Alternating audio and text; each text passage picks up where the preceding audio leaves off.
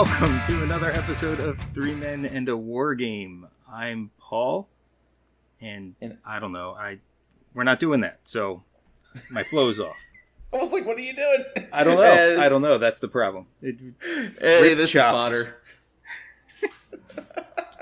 It's like we haven't done this in a while. Well, it's also like I normally have to say that, and then, since we kind of decided that's going to be the full-ons, and we're out of chops tonight. Yep. This is a special 2-man episode. That's right, with the other distractible guys. Yeah. So we're without chops, but since we're without chops, we're going to have a very fun conversation about stuff that chops doesn't necessarily play. Yeah. So in true ADHD fashion, we are recording an episode about Atomic Mass Games' Ministravaganza that they did like a month ago Star Wars Legion. But on the upside, in the last episode, you did say there was going to be a part 2. And this is technically part 2. This is part D. Cool. So yeah, they had a lot of cool things to talk about for Star Wars Legion. So there's a lot of interesting stuff coming down the pipe. So they kind of started off with what's basically Final Fantasy Flight's last and final kind of pushes that they've done purely on their own without Atomic Mass Game involved. So the upcoming releases that we'll get next are their swan song, I guess. So let me ask you again, who developed these minis? Asmodee, Fantasy Flight. I don't know. What did I say? Final Fantasy Flight. I do that all the time. I just wanted to make sure we all heard you well. Square Enix made these, damn it. Oh yeah. So that's pretty funny. Yeah, so this is the last round of stuff that before it got kicked over to AMG. Yep. I guess exclusive, right? So that's kind of fun seeing. And I guess they also said it was the end of the Kashyyyk themed stuff for the not Civil War. Gosh, what is it called? The Battle of Kashyyyk in the Clone Wars. There we go. Did you literally forget Clone Wars? Apparently, I did, and I just called it the Great War. I am coming into your home and taking all of your Star Wars stuff. Oh God, that was terrible. What is wrong with me? And it's not like I don't talk about Star Wars all the time. I know, but I do kind of like that I called it the Great War. I was like, what the fuck is the Great War? The only thing I could think of at that point. Oh, jeez. All right, so let's get started. Now that we're on the Great War, let's talk about the internet service provider that they showed us.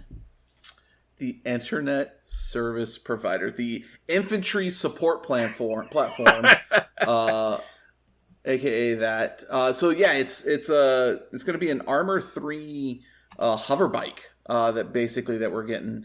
The cool thing that I thought was the coolest about this, so it's like a weapon platform like any of the other tanks out there. But the cool thing is that they actually had to go to Lucasfilm and ask special permission to make some of the weapon options for this tank. Like, they just didn't exist in canon before. Yeah, I like that, right? Like, they had to make sure that the design was right, and because it's not, like you said, it doesn't exist, so there was nothing to kind of base it off of, and they had to go over to Lucasfilm and make sure that they felt that it was Star Warsy enough. Yeah, so I thought that was really cool. So it gets 4 weapon options, just like most tanks do. I think the coolest thing is they've got the twin beam cannons, which are like the bubble cannons that you get on the freaking flying troop transports that you see in all throughout Clone Wars. Yep. That is really cool to me that they've adapted that and thrown it onto this tank. So I'm excited to get this for my Clone Force. It's I believe it also potentially can interact with fire support as well too. So there's a pilot option that can do it. Yeah, it's the pilot option, and that's a pretty huge win for the internet service provider, right? Because that that really ties into the fact that it is a infantry support platform, right? So Yep. it's there to support the infantry, so it makes sense that you would be able to do that. Yeah. So I mean, and again, it's only a 5-point upgrade too for that pilot, so it's not very expensive. I think it's great. It's base 65, right? Base 65. One Correct. weapon is 40. The other weapon, all the weapons are 40. Yes, they're all the options are 40. That's correct. So it all depends, and I think it only gets one extra weapon option that you can put onto it. So you'll have your basic blaster rifle that's on it, and then you get one heavy weapon option. So and then again, it just depends on how you want to load out your dice load essentially for these things. And it's got a pretty good representation or variety of stuff, right? Because even though all the heavy weapons are fixed front, which is nice because then you can still have the D5 blaster rifles, which can fire from, I don't see anything fixed front on it, right? So it can fire behind it if needs to. But I mean, you got a 6 black, a 2 red, 2 white that has the beam, so you're hitting up to 3 units, which is really good if you're playing droids, right? Because they're all kind of clumped together. And then you got your missile pods, which are longer range because they're 2 to 4, but they're 4 red and impact 2. So that can be pretty helpful against that CIS tank. Yeah, and the nice thing about these things too, the twin blaster and the twin missile pods both have gunslinger on it as well too. So which will allow you to make another attack at a different target. Yeah, I like that. That's pretty awesome, right? Because that's showing that ability to react quickly and that high training. And since you have such low amounts of units in a Republic army, you have to show that good training somewhere, and all that high point value. Agree. Yeah. So that's that one. The Separatist got the other one. What are you calling this one? I don't know that I had anything good for this one because it's an NPR tank though. I do know that. Yeah. So this is the tanks that, if you're familiar with episode 3, with the Battle of Kashyyyk, this is the one that comes up out of the ocean that all the droids are driving and the Wookiees ride on to blow up. So this is the Separatist NR-N99. This one's gonna you can have built-in AI protocols with it. They've got 3 new AI cards for it, which can completely change the play style of this tank, which I think is really cool. Yeah, I like that as a thought, as a design process, right? Like to me that shows that if this is truly coming all from Final Fantasy Flight Games, to me, that kind of shows how far they were coming as developers to kind of think of this type of stuff. Because, I mean, Fantasy Flight was always quite good at having things be thematic, but they still never quite felt fully developed as developers. So I feel like this was a major step up for them. But it's kind of sad that they kind of hit that growth spurt and then it was taken away from them. Yeah, Asmodee kind of really kicked him in the shins on that one. Yeah, well, you gotta, if you're selling the company, you gotta do that. Right. So which is lame. Yeah. So the cool thing I think about this one from another thematic standpoint is the weak points on this tank is the sides, which is really funny because if you watch the movie, the Wookiees put the thermal detonators on the sides of the tank to blow it up, which I thought was really cool and thematic, keeping with imagery from the movies. So just a really cool add in and tie into the movies. Really enjoyed that. And this is a transport, so now the droids have I think another transport option, because I think their big tank already is a transport. If I'm remembering correctly. I'll be honest with you, I don't know. Yeah, I don't play droids, so I'm not sure. Yeah, and I've only played against them a few times, and honestly, I don't know that I've ever seen anybody use anything that's a transport as a transport. Right. But then again, I guess I have fairly limited Legion experience comparatively. Yeah, We play too many games to have that kind of level of experience. Well, Legion's kind of up there with something that I play far more frequently, and I've kind of tapered back a lot of stuff, so I don't even know that I can legitimately say that anymore. Right. So, but yeah, so that was the end of the upcoming waves of products that are coming out. So everything from this point forward on is future stuff, and so the next wave of product that is coming out is something you and Kevin have been asking for, kind of, sort of. Not so much exactly what you wanted, but we're getting mercenaries. Yes. In the form of the Crime Syndicate, and their official faction name is going to be called the Shadow Collective. No, which I like the name. I still, I'm always very hesitant with the concept of mercs in games. Right. No, I know. So I like them. I don't love it, but it is what it is, and if they don't do a Zero the Hutt, I'm going to be extremely disappointed at some point, because they should totally do a Zero the Hutt.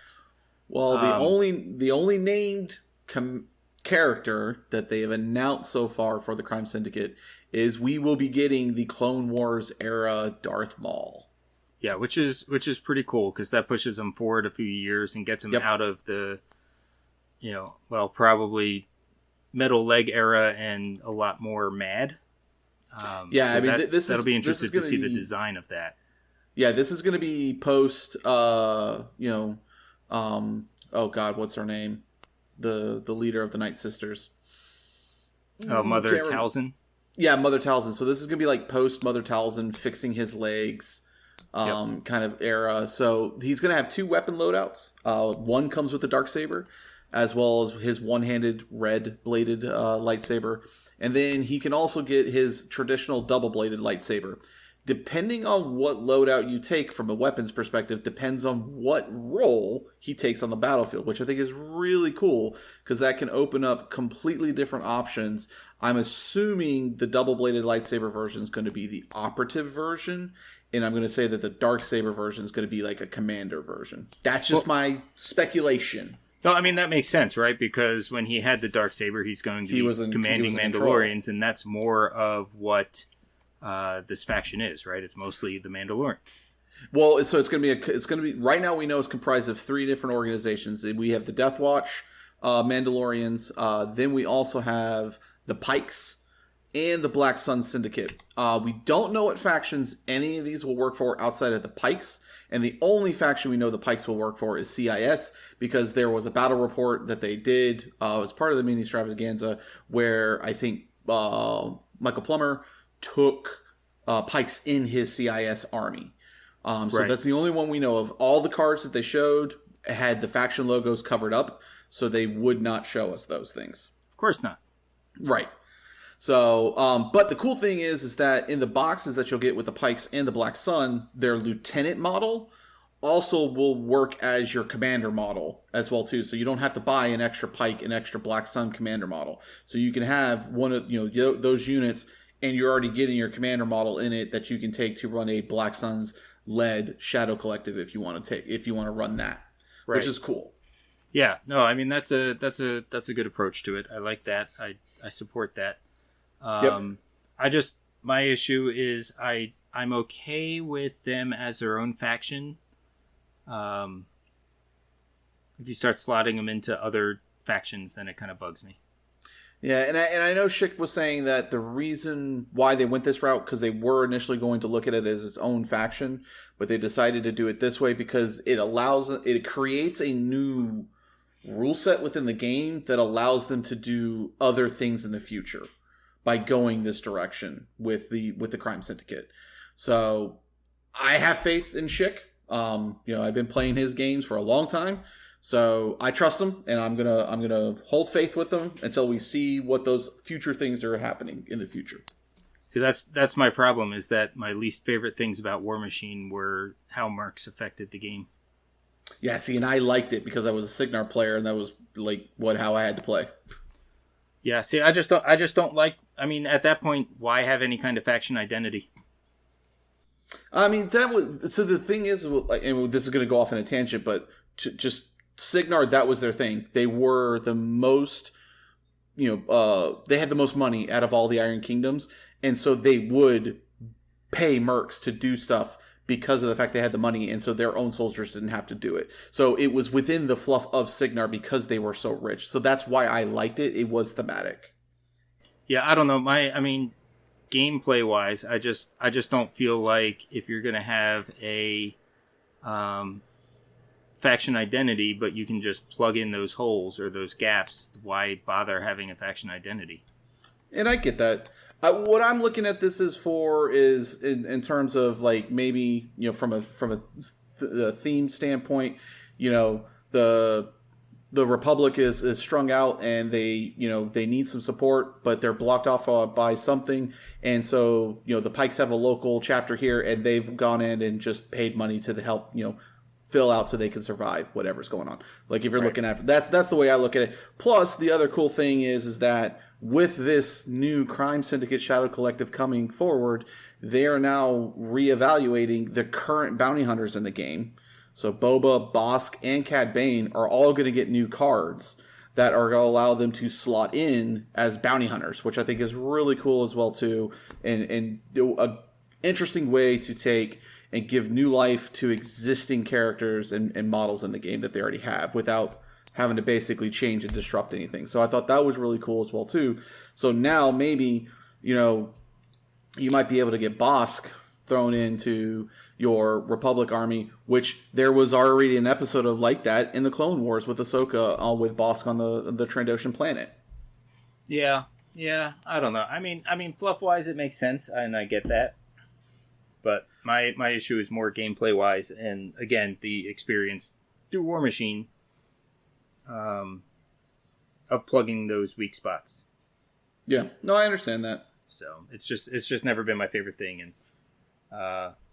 kind of breaks my heart a little bit to see it coming into Legion. Yeah, I mean, I'm okay with it as long as what they're going in the future is going to be, that they can build off of this mechanic, is going to be worthwhile. So right. I'm holding faith. We'll see what he brings. Good. Yeah. And I mean, that's it, right? Like, what is it going to be? What is it going to, I mean, it's still speculative at this point, right? Like, right. Because we're solely going on what we know of War Machine and what they said, which is not very much, right? So, right. Because, I mean, they're talking about stuff that, right now is not slated to come out until, 2022 at some point in time. And, with COVID and all these shipping issues and everything, who knows when they're actually going to be coming out. So, right. We may not see stuff until closer to 2023 if, things go south, which I'm hoping that they don't. Yeah, I mean, that would suck. But, we'll see. Like I said, I do like some of the ideas. I don't love all of them, but again, that's fine. Yep. I'll survive. Yeah, it's still Star Wars. I'll play. Right, exactly. So Star Wars is still life, so we're good. So the next thing that they're bringing in, they're bringing these next thing into as a way to help breathe new life into the game in terms of bringing new players in. Hold on before you go on to that. Card packs for points and rules updates. Oh, yeah. Let's talk about that because that's been a major sticking point of mine. Right, so they did say that they are working on some updated rules, updated card points for it, and they will be releasing individual card packs for them. I know on the stream they said, so the stream was back in September, so they were hoping to have them out maybe late by November. That's what they're hoping their latest target date was for them. It's a pretty big deal, right? Because Final Fantasy Flight Games was very adamant that they weren't going to do that. Right. I mean, and they even talked about some of these will completely change how units or characters work in the game. Like, just completely change their whole role in the game. They have shown Vader. I guess Vader was shown in one of the streams with the battle report. And he's now got Compel on him for infantry units, which is going to be fantastic for Vader. Right. It makes sense. Yeah, I'm super excited, and I think and I believe they were talking Commander Vader, not Operative Vader, because I actually think Operative Vader is perfect. I really like Operative Vader. Yeah, it's Commander Vader is definitely the one that needs some yeah, some work as far as where he fits in and what he does. Yep, I agree. I also hope, I know we've had this discussion before, and I always felt like Operative Luke was not in a great spot either, but agree. But I was just kind comparatively, of felt like compared to his dad, yeah, I agree. Yeah. But yeah, so that's just kind of that. But yeah, so it'll be nice to see what some of those changes are. I'm willing to bet the Wookiees are in those as well. But I feel like this is definitely one of the benefits of having a minis-minded group taking care of it. Because I feel like Fantasy Flight Games was always so concerned about they're a board game company, and so I think they always felt bad, or they felt like it was not a great idea to go and change things, because if you completely changed everything on a board gamer, that would really suck. Right. So I think they always kind of stayed away from that, but it's a miniatures game, and we're far more used to those patches. Yep. And especially more willing to accept them and work with them and have them turn out well. Yeah, I mean, especially in the age of technology that we're in now, like it's so easy for these companies to get those rules changes out to us in a much more streamlined fashion, quickly, and efficiently. So we're able to get living rule set games. Though I will say Pagani did state that an errata is not something that they're wanting to be doing like every 6 months or however, like an errata is going to be like a last ditch effort kind of thing for them. Obviously, he said if there are glaring rules issues, they'll obviously change things, but doing a full blown errata is not something they're wanting to do constantly. Right, which to me makes sense, right? Like, you don't want that happening all the time. Design it well the first time, and you don't necessarily have to do it, right? Right. And I think that, if they do it right off the bat, then it's not a problem in the long run. Yep. So it'll probably work out a bit better. But we'll see. We'll see what happens. Yeah, but it's good to know. I'm glad they're putting out new cards, because that's always been a sticking point for you and I with the game as well too. When there's updates, and I mean, they're the Fantasy Flight argument of, well, it's rough, it's harder for new players, was such BS, because obviously if you're making those changes and points balances, you've discovered that it's less than optimal play. So why do you want new players struggling through a less than optimal play experience? Right. I mean, and then like the whole what good would it be for somebody to start playing World of Warcraft right now and make them only have access to Azeroth, right? Or, like, you can only run around Stormwind. Yeah, and the whole argument, or the not the argument, but the decision point of having, well, these are what the points and rules used to be on this card, and now these are the updated competitive points. So just pick how you want to play. Like, why have two different versions of the game and confuse people? Right. That to me is more confusing than going, oh, this card that's in this box is old because I can buy this card deck or print this up online, and that gives me the information that I need. And I'm hoping with AMG we'll see more of the going away from Fantasy Flight's mantra of let's put all these tokens here, even though, like, I know with Atomic Mass Games with Marvel Crisis Protocol, they're not proving that they're doing that, because to get certain mission cards I still got to go buy Star-Lord. They said they're changing that, right? Again, we don't know when. Like, right. They got plans, but we don't know when. I got plans too, but Exactly. I got beachfront property in Arizona that I can sell you as well. I'll just give it 5 years. Right. That's sad. Yeah, not really joking. I know, that's why it's sad. I know. All right. So anyway, yeah. So all right. So moving on from those, what else did they talk about? Because I think we're going to have a difference of opinion here too. Yes, we will have a difference of opinion here. So the next thing that's coming out, I like, spoiler alert, Battle forces. So battle forces are going to be a way that they are introducing new starter packs, essentially, into Legion. This is going to allow new people to have a much smaller entry level into the game, which I think is brilliant. So the thing that comes with it, though, is that it will be a different way for you to have an army creation, essentially. You will be able to build themed armies with completely different force organization charts. So Shadow Collective will be the very first of these coming out. The example that they gave in terms of this is that Maul does not have a faction icon of any type on his card at all because he can only be taken as part of the battle force. So the only way you can play Maul is in a faction syndicate battle force. So that's going to be the kind of things that you're going to run into. You'll also see Imperial and Rebel battle forces coming out for the Battle of Hoth. You'll have Echo-based defenders versus Blizzard Force. And then for the Clone Wars, you will have the 501st versus the Droid Invasion Force. So those are the initial planned battle forces that are coming out. And these battle forces will also come with unique command cards that can only be played in these battle forces for these armies.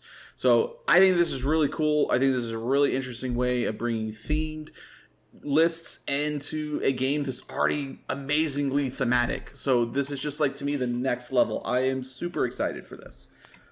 So counterpoint. No, there's a lot that I agree with, right? Like, I think it's a great way for new people to get in. I think it's a great way for, it does mix things up. Just my biggest issue is that I've done theme lists before, and they're always wonky and created more issues than they solved, in my opinion. Yeah, so see, I liked them in War Machine Mark 2. Yeah, I loved them. But and I know you're gonna love Star Wars Machine, but that's kind of how it's going. I'm here for it. Yeah, I'm here for it. I know you are. It's just with the same developers and seeing a lot of those same things, it's a little bit off-putting. I feel like it's like, okay, guys, you did it with one game, and try and do something new.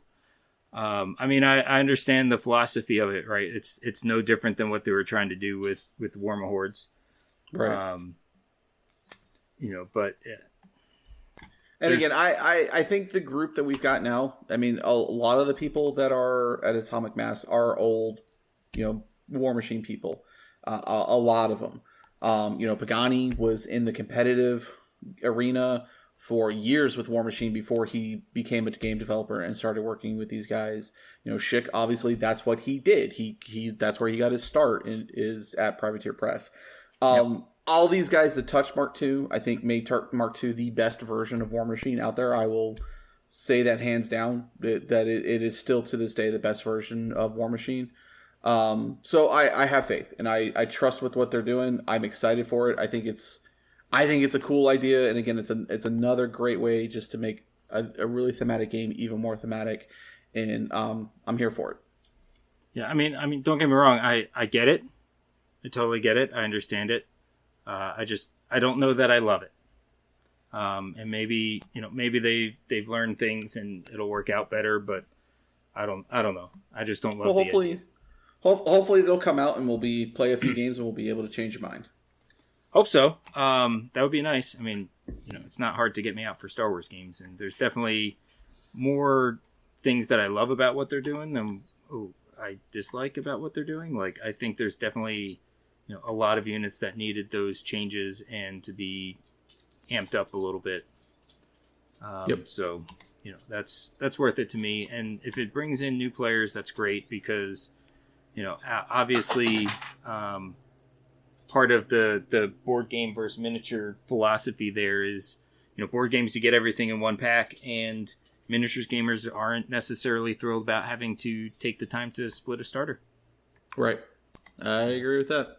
Although now I'm kind of wishing that I hadn't split my Clone Wars starter. Well, then you know where you can start. I know. I hate that. I hate them wanting to play droids. Womp womp. Damn you, Filoni. I mean, I don't understand why you didn't think you would. I don't like the B1s. They're dumb. Oh, okay, so there you go. Well, but as I've gotten older and watching Clone Wars with my kids, like now I actually find B1s funny, and like now I want to play them. Right, it's that different perspective, right? You start kind of seeing that, which is always fun when you kind of go, oh, I get it now. They weren't for me before. Oh, exactly. I mean, now I understand where they're coming from. Yeah. So the next section that they went into before we derail even further, organized play. So they had some things about this. They are still very committed to organized play, but obviously COVID is still a thing. They are doing the same thing with Star Wars Legion that they're doing with X-Wing. So any canceled organized play events that they have that you have already paid for, you've bought into, they will be honored at the next year. So if you had stuff for Gen Con and you were paid and you're ready to go and Gen Con got canceled, you are now being honored in the next year's Gen Con. So you can go, you don't have to buy again, you don't have to pay again, you don't have to worry about being refunded. Everything just carries over and it will be honored next year. So same thing for X-Wing goes for Legion, so which is great. Because who knows when things will be canceled. They are fully planning to support Adepticon, because as Adepticon stands right now, it is still a go. So they will still be going to Adepticon. And with that, they're also putting out 2 new organized play kits for 2022. I think these are great. So the first one's called Natural Resources. And it is essentially a game where you have to go and collect resources, but you have a roaming NPC that terrorizes the field and can completely mess with how you're going and collecting those resources. So I thought that was fantastic and a completely different way to play Legion. Yeah, absolutely. I think that's great. I really like that type of stuff.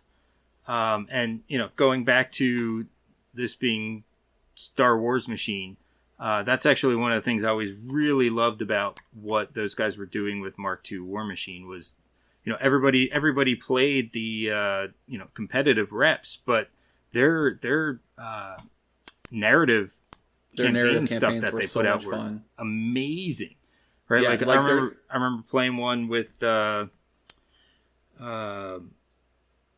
don't know. You had to hold these positions, but every turn, one of the dragons would fly over and just unleash, flames down upon you and just wreak havoc with the game. I mean, it was really cool stuff like that. So I'm excited to see that kind of stuff come back up and get in there. Like that's definitely a positive that I love that is going to be kind of these guys are going to be bringing. And I mean, we've already seen that too in what's the other game? Crisis Protocol? Thank you. Yes, that one. So we've seen some of that good narrative campaign that they can do with the Marvel stuff. Yep, agree. So the next organized play kit that they're putting out is called the Dynamic Exit, and this is specifically only for the skirmish format of the game, and it's a heist. So they didn't go into a lot of details about it, but it's going to be a heist. So and I think that's real cool. Playing on the Solo vibes with the heist from that movie. I'm excited for it to see what it's going to be. So that one's going to be the next kit that they're going to be doing. All the and also all the little goodies that come with it, like the punch outs and everything else like that for these organized play kits, they're all for you to keep when you buy them, so you can continue playing all these organized plays all the time with your friends later down in the future. And it gives you incentive to play, right? Because then you get you keep doing it. Yep. So, and then they also mentioned Vader Down, because they mentioned Vader Down last year in last year's Ministravaganza. They said they're still working on it. So this is, I know for me and one of our friends, Bab, this is, and even you, Paul, I think we're all hyped for this format as well too, because that comic line was just fantastic.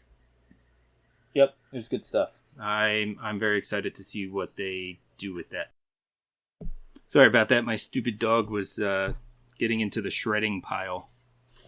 Which, I mean, like, on one level, it's like, thanks for the help, but on the other level, it's like, please don't eat the plastic in windows on the junk mail. Yeah, so the next segment that they did was basically all their future stuff. This is stuff that they're talking 18, 24 months out. These will all be pure atomic mass games, developed rules, models, everything. Fantasy Flight will have no input on these because apparently the Syndicate was kind of a hybrid. It was as Fantasy Flight was coming out and Atomic Mass Games was coming in, so you got a mixture of both of the development teams there. So the next few things we talk about are pure Atomic Mass Games. So obviously, feeding off of current Star Wars frenzy, we're getting Mandalorian stuff. I mean, was there ever any doubt? There was never anything in a doubt. So they specifically confirmed Mando, of course, Grogu, and Moff Gideon is who they confirmed. I obviously think we'll get a ton of, we'll get, why can't I remember his name right now? Apollo Creed's character. I can't remember. Greef Karga. Grief. We'll get Grief, and we'll get, all the other different characters. Maybe we'll see some new units. One thing that they showed was swoop bikes. These models look fantastic. Yeah, that's really cool. I love them. And they've got different head options for them. There's different weapon loadouts. The cool thing that they talked about is one of the sculpts is specifically sculpted off of original concept art from episode 1 from The Phantom Menace. So that was really cool. And then they showed us another render of another model coming. Paul, do you want to do the have the honors for this one? Well, yeah, I'll do it since he's going to be in the Rebel side of things because Rebels are awesome, but that's going to be super epic, awesome Boba Fett. Yep, we're getting old man Boba Fett I know, which is the greatest thing ever, I think, because Gaffy he was stick awesome. it all. And I'm just glad that there's going to be a Boba Fett for me. Yeah, and I don't have to worry about going to the dark side. I guess no. Yeah, I guess that's actually like a relevant statement in this game. Not just hyperbole. But yeah. So I mean, that's it, right? Like that's pretty cool because now, there's a Boba Fett for me, a Boba Fett for you, and I mean, let's face it, Mandalorian is a great section of the world. Mm-hmm. And what this actually tells us is that most likely, beyond this 18 to 24 months out, probably once they're developed a little bit more via episodes, that we'll probably see some Bad Batch and get like Crosshairs in the. Where would he go? He's technically he would be Empire, wouldn't he? So there is a thing where you could go into with this new mechanic of slotting characters into he can be Empire, he can be Republic, he can be mercenaries. Yep. I mean, it makes sense that he would be able to be, and I mean, there was no reason for them to not do that because there's so many characters that do change allegiances throughout the movies and shows. I mean, Boba Fett, prime example. Yeah, exactly. So, I mean, it makes sense that, instead of, getting stuck releasing a model for each thing. I mean, you just release Crosshairs as an individual model and be like Empire and Republic. And then you just, you want to play him as Republic, you grab the Bad Batch as well. Yeah, I mean, I can go, Rebels / Republic. Yeah, I mean, the way that Disney's doing things with Star Wars and the eras that they're looking at with their current show lineups and everything else, and the way that Fantasy Flights talk, so the Syndicate stuff is very episode or season 7 Clone Wars. Pagani and Schick talked a lot about this happened in season 7, this happened in season 7, like with Ahsoka and Maul fighting and like a lot of that stuff. So like we're definitely probably going to see a lot more season 7 stuff coming. So Bad Batch is definitely one of those ideas. But again, they continue into this Mandalorian post Republic or post Civil War era, right? That is really starting to open up, right? And that also gives you the opportunity, talking about having characters being able to slot into different factions. I mean, look at Bo-Katan, right? She can be, she can be, Black Sun. She can be, Death Republic. Watch. She can be Rebels, right? So there's so many places to slot her in. Oh, no, and like for her, like what would be the point in having multiple models of her? Because I mean, let's face it, regardless of which show she's in or movie she's in, I guess she's not in movies, but whatever show she's in the same outfit. So why would you have two models for that? Just because there's a situation where it makes sense to me to do it that way, to just have the one model and just give you a bunch of cards. Yep, I agree. So I think that's definitely like a great design technique and method for them to move forward with. I agree. So on the tales of cool things for the Republic, or in my opinion, not so cool things for the Republic, they did confirm murder teddy bears for the Return of the Jedi 20th anniversary in 2023. 20th anniversary. Man, what year are you living in? Is it 40th? Have I done my math wrong? Am I that old? Because oh my god, I'm that old. 20 years would have been 2003, man. Dude, in my brain, I'm still like 20. Okay. I know. That's why I brought it up kindly. Because yes, it's. I still think 20 years ago was 1969. So. Right. Exactly. I think 20 years ago was 1980. Yeah. Exactly. So anyways, the 40th anniversary of Return of the Jedi, you're getting murder teddy bears, and hopefully they won't be able to blink because that's the most creepy thing ever. Well, that's why he fixed it. No. I think them blinking is creepy. I want soulless, staring teddy bears, because then they're actually evil. Okay, I got you. I understand. They are pretty evil. They do eat people. Yeah. So I hate Ewoks. I know you do. So I know. But that's cool. I know there's a lot of people that are really looking forward to Ewoks, so I'm happy people are getting them. I'm super stoked. Like I know you are. Yeah. Every single time we play them, I'm gonna bring max amount of units. I don't care how many times you wipe them. Well, if you start wiping them off the table too frequently, then I'm playing into your desire to destroy them. But yeah, we need to play like a recursion style game where I can just continuously kill murder teddy bears like over and over and over again. What'll end up happening is they'll just have a massive feast of stormtroopers. Because they're cannibals, right? They're not cannibals because they're eating humans. I know, but that's the joke. I know. They are human flesh eaters, but not cannibals. But you know what that also means? That also means that we'll probably have a Wicket as a character. Yeah. Which I absolutely love. I'm okay with that because I love Warwick Davis. He is one of my favorite human beings. Yeah, he's awesome, and I mean Wicket's awesome. So it'll be nice to have him in the game. I think that's really cool. I'm pretty stoked about that. And he will officially cross platforms to pretty much every Star Wars medium out there at this point in time. I mean him and Anthony Daniels, right? Like. Yeah, because C-3PO's in the game as well. So if we get Ewoks, I really hope we get like God C-3PO in the chair. Oh my god, that would be hilarious. Oh, I love that. That would be great. Like he's got a one-use ability to inspire the troops, and he starts floating off the ground. But you have to have Luke in the army to make it work. Yeah, that would be pretty awesome. I can totally get behind that. I like it. Yep. So, I fully support this. That was a great call. You want that instead of 0 now, right? Or do you still want 0? I still really want 0, because he's amazing. All right, I'll allow it. But yeah, I'll definitely take Godhead 3PO for sure. Like that's just awesome in my book. Anyway, So did we mention the little green guy? I don't think we did. The little green guy? The little green guy.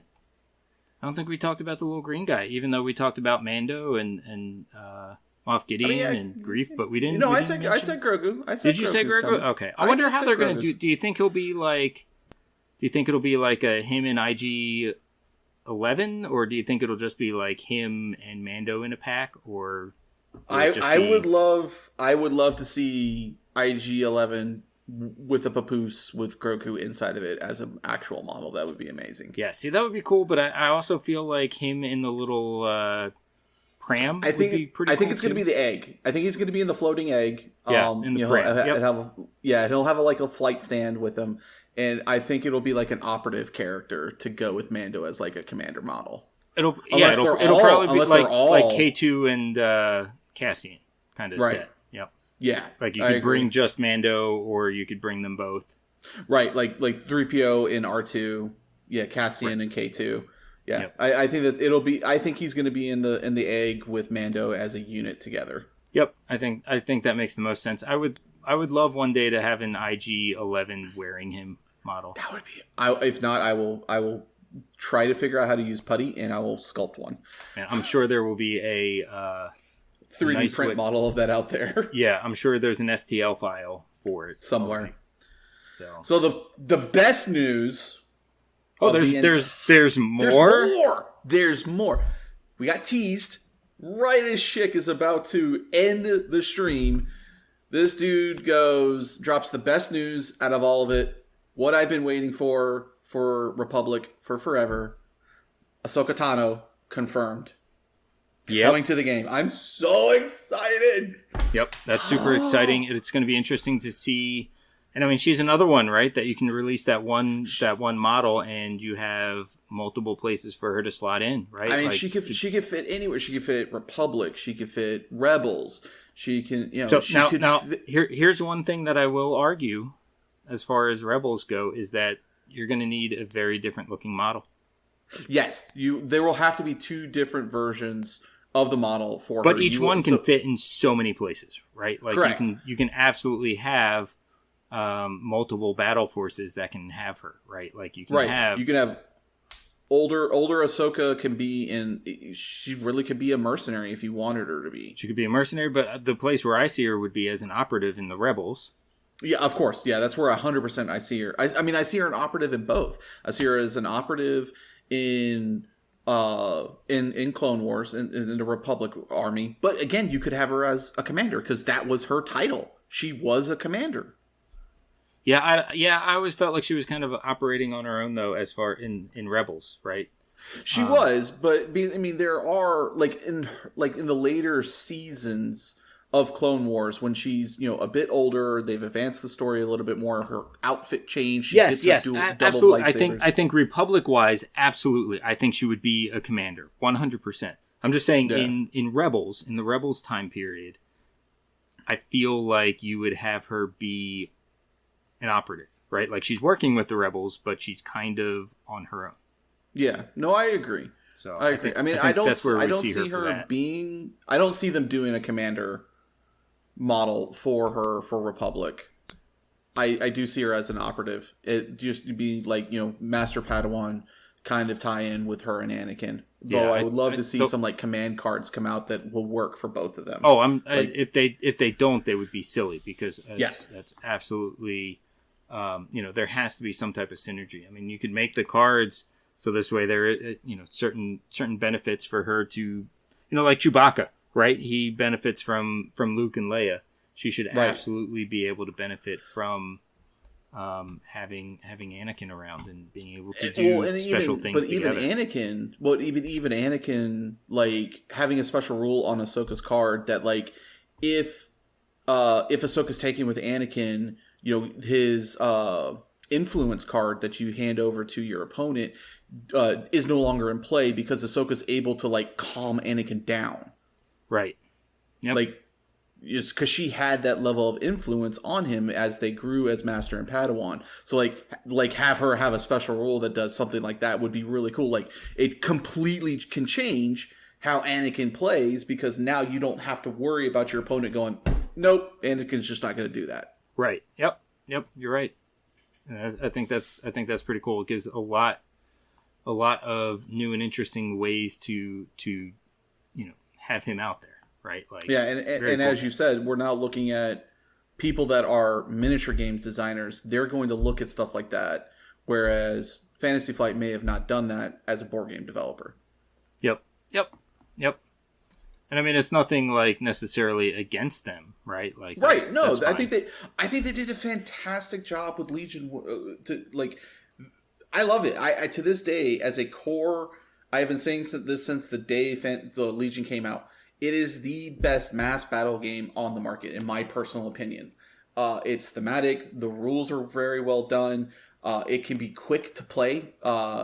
There's not a lot of models on it. I love the fog of war mechanic. I think they did such a fantastic job with the game.